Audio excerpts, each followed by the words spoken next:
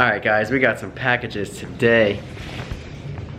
First on the list is, if that says anything there, that's an expensive one.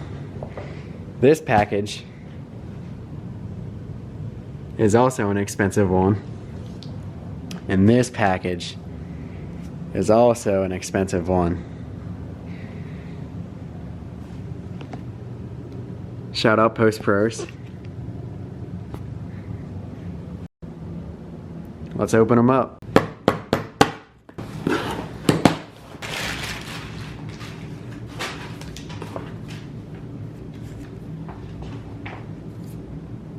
Got the stickers. Got my free 10-bar pressure sensor.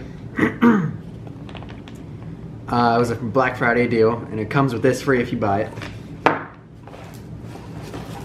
Ooh, we got something right here too.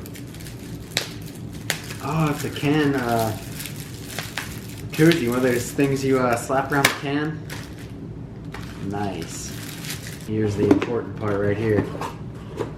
Oh, they even gave me the airhead.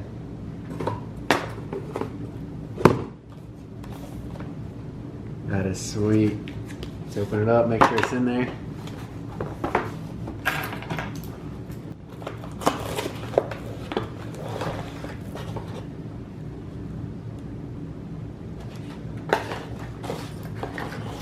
There's the ECU in all of its glory. Next package.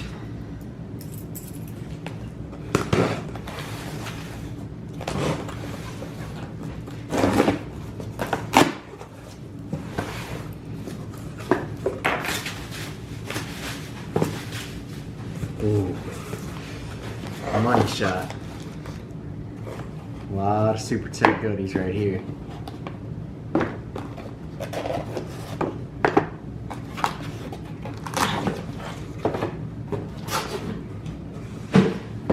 Man, look at that. Check that out. They always have had some nice packaging.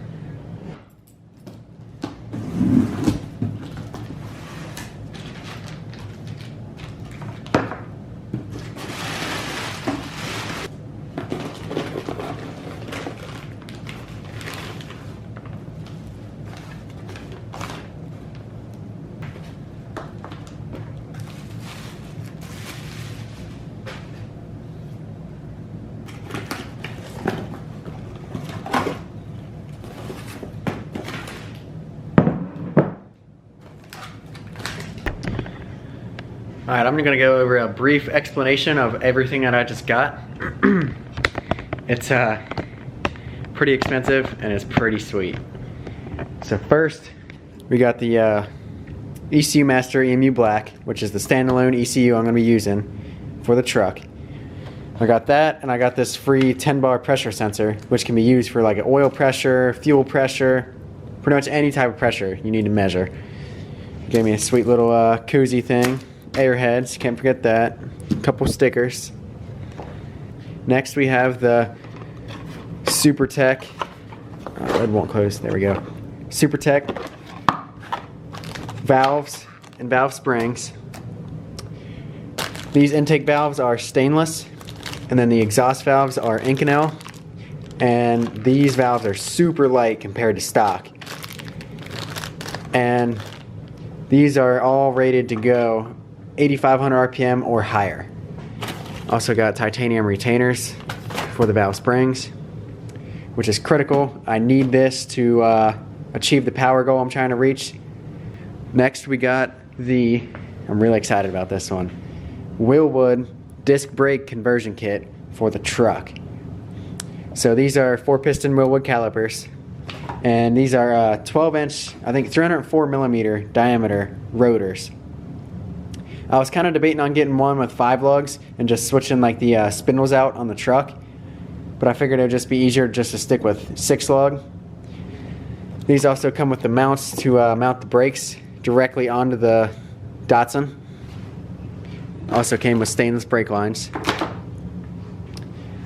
It doesn't look like much, but it's definitely a lot. I can't wait to put all this stuff on. It's gonna be awesome. Alright guys, remember the quad that's set up in the yard right there, attached to the light pole?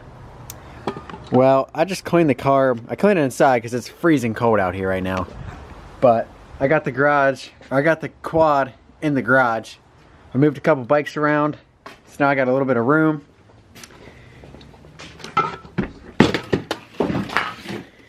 And I'm gonna put that carb back on this quad.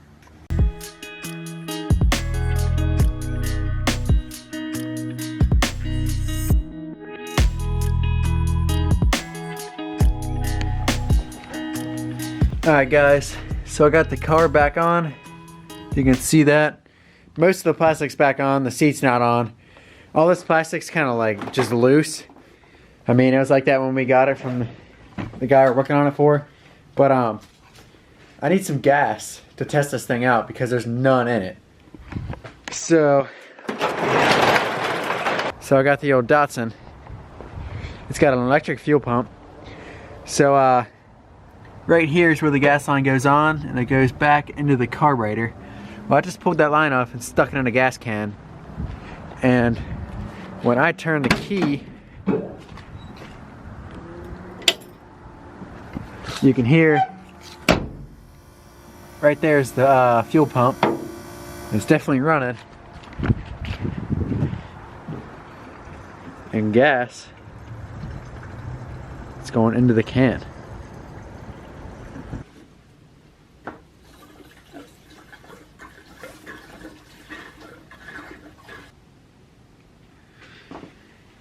Alright, so I got a jump pack hooked up to the battery because the battery's dead. I just turned the fuel on. There's gas in the bottom of the bowl of the carburetor. I'm going to see if it's going to fire up.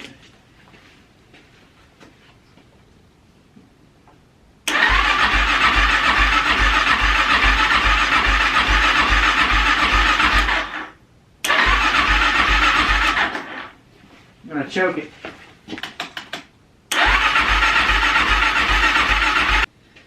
I don't know.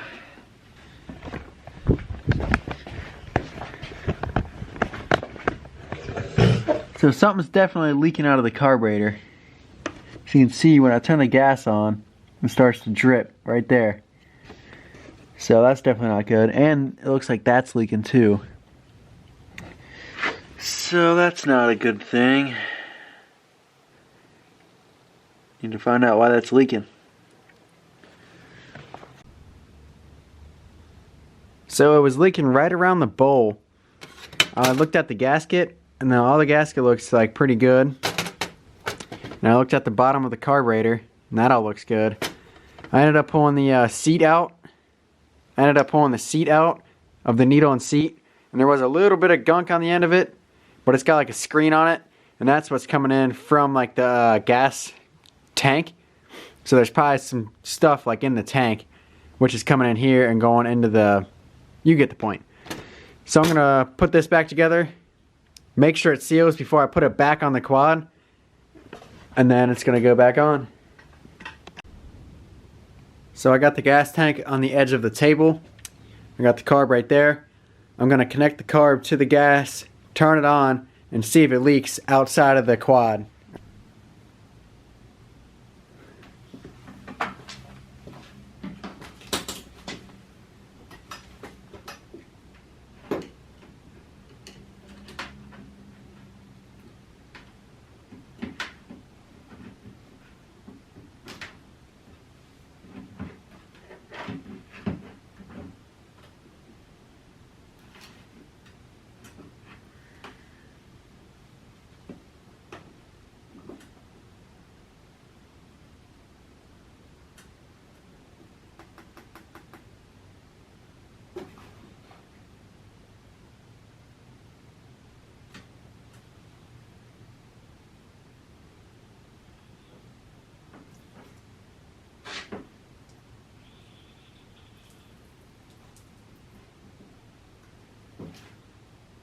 Alright, so it doesn't leak. It only leaks when I turn it on its side, and it leaks out of the overflow. Right there. And right there it doesn't leak at all. So I'm going to say that's good.